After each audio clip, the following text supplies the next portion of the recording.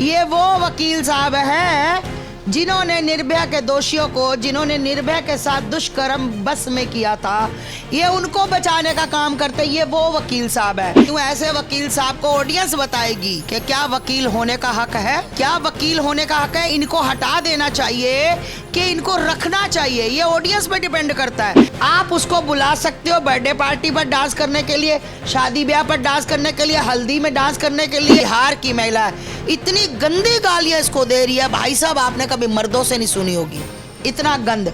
आपकी ये औकात है वकील साहब। आप जो मन में अपने एक ख्याल लेकर बैठे हैं ना, सीमा का कोई कुछ नहीं कर सकता, तो ये दिमाग से निकाल दिए। होता है ना मर्द अपने घर में, मैंने सुना कि वो रशियन मंगाते हैं, तो लोगों को पाकिस्तान वाली भी बहुत अच्छी लगेगी क्योंकि चाटुकार पाकिस्तान वाले कई बहुत प्यार करते हैं इसको। तो मैं कहना चाहती हूँ रघुपुरा में सीमा हैदर, मोर इसकी लगी बाप कोई और है भैया, नाम इसको दिया गया, तुम पागल हो भाई, ये बाप अभी बन ही नहीं सकता, ये झिंगुड़ सा है बेचारा, इतना सा तो है। नमस्कार, मैं शिवम चौबे और आप देख रहे हैं सौगंध टीवी। 48 घंटे का अल्टीमेटम जाने कब का ख़त्म हो गया, पर अभी तक पाकिस्तानी जो देश छोड़कर जाने की बात कही गई थी, कहीं ना कहीं वो भी अधूरी रह गई। अधिकतर लोग हिंदुस्तान छोड़कर पाकिस्तान जा चुके हैं। जो 40 साल से भारत में बसेरा जमा कर रखे थे, उनको कहीं ना कहीं देश छोड़ना पड़ा। पर सीमा हैदर जो कि 2-2.5 साल से भारत के अंदर है और कहीं ना कहीं एक बिटिया को भी जन्म दे दिया है, अब उनके वकील साहब कह रहे हैं कि सीमा हैदर तो जाने से रही, यहाँ पर डोली आई थी और सीधा भारत से अब अर्थी जाएगी। तमाम विषयों पर बातचीत करने के लिए हमारे साथ पूजनीय आस्था माँ मौजूद हैं। आस्था माँ, पहले तो कोटि कोटि प्रणाम। सीमा हैदर जिस तरीके से भारत की सरजमी पर आकर टिक बैठ रही है, जाने का नाम नहीं ले रही, और वकील साहब जो कि तथाकथित भाई हैं सीमा हैदर के, वो तो कह दिए कि अब डोली आई, अब सीधा अर्थी जाएगी। सभी को मेरा प्रणाम, नमस्ते, हर हर महादेव, जय जय श्री राम। देखिए भैया, अब वकील साहब क्या कहते हैं क्या नहीं कहते हैं, ये इनकी बात कर रहे हो।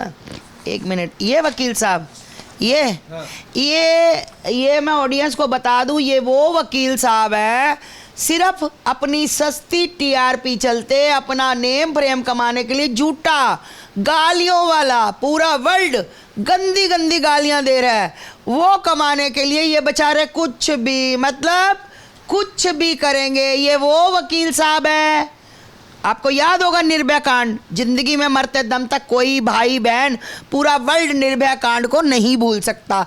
ये वो वकील साहब हैं जिन्होंने निर्भया के दोषियों को, जिन्होंने निर्भया के साथ दुष्कर्म बस में किया था, ये उनको बचाने का काम करते, ये वो वकील साहब है। ये वो वकील साहब है जिन्होंने आज तक अपनी ज़िंदगी में कभी सत्य नहीं बोला। ये वो वकील साहब है हमेशा अपने सिर्फ पैसों को देखते हैं और एक टीआरपी को देखते हैं। अभी टीआरपी चाहिए, चाहे मेरे से कुछ भी करवा लो। मैं कहना चाहती हूँ ऐसे वकील साहब को ऑडियंस बताएगी कि क्या वकील होने का हक है, क्या वकील होने का हक है, इनको हटा देना चाहिए कि इनको रखना चाहिए, ये ऑडियंस पे डिपेंड करता है। ऐसे वकील जो साबित होने पर कि इन लोगों ने बलात्कार किया, फिर भी उसका साथ दे रहे। और क्या बोले जिस दिन फांसी थी कि मैं फांसी नहीं होने दूंगा, और क्या हुआ, फांसी हुई। वकील साहब, आपको लोगों ने आज भी मैं आपको एक महिला दिखाऊंगी, गंदी से गंदी बिहार की महिला है, इतनी गंदी गालियां इसको दे रही है, भाई साहब आपने कभी मर्दों से नहीं सुनी होगी इतना गंद। आपकी ये औकात है वकील साहब। बाकी आपके घर वालों को और आपकी सीमा हैदर को ज़्यादा पता होगा। और आप जो मन में अपने एक ख्याल लेकर बैठे हैं ना, सीमा का कोई कुछ नहीं कर सकता, तो ये दिमाग से निकाल दिए, क्योंकि निर्भया के साथ जिन्होंने कर्म किया था उनका भी कुछ कर दिया था, तो सीमा तो कोई खेत की मूली नहीं है। समझ आ गई वकील साहब, इसकी बात कर रहे हो ना, ये भड़वी, ये घुसपैठिया, मेरे भारत में अनलीगल तरीके से आई हुई, एक अवैध तरीके से आई हुई महिला, ये गंदी औरत, ये वहाँ की बार गर्ल, नचनिया।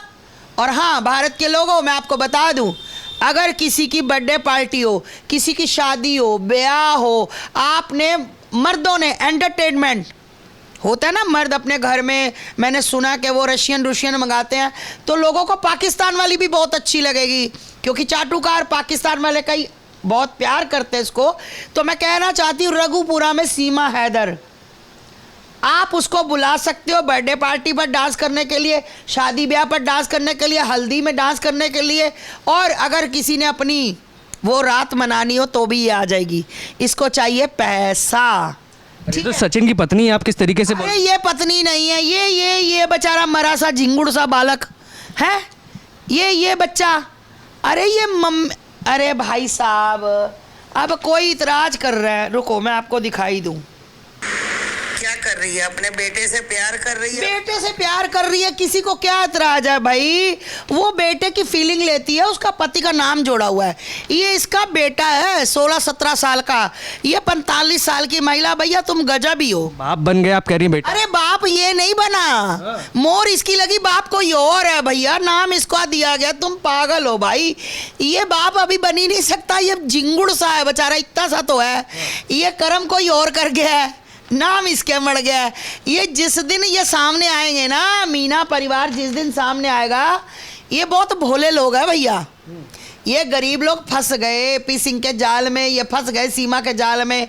अब वो कहते हैं ना, मरता क्या ना करता, बस वही सीन चल रहा है कि चाह कर भी अभी कुछ नहीं बोल रहे। सब्र करो, जिस दिन सीमा का हथौड़ा चढ़ेगा ना, जिस दिन सीमा जेल जाएगी या पाकिस्तान जाएगी, ये तोते की तरह, पहले दिन से कह रही हूँ, 2 साल पहले से, ये सब तोते की तरह बोलते नजर आएंगे कि हमें कैसे बंदी बनाया गया, हमें कैसे करवाया गया। आप एक बात बताओ पत्रकार महोदय, झूठ मत बोलना, झूठ मत बोलना, मंदिर सामने है।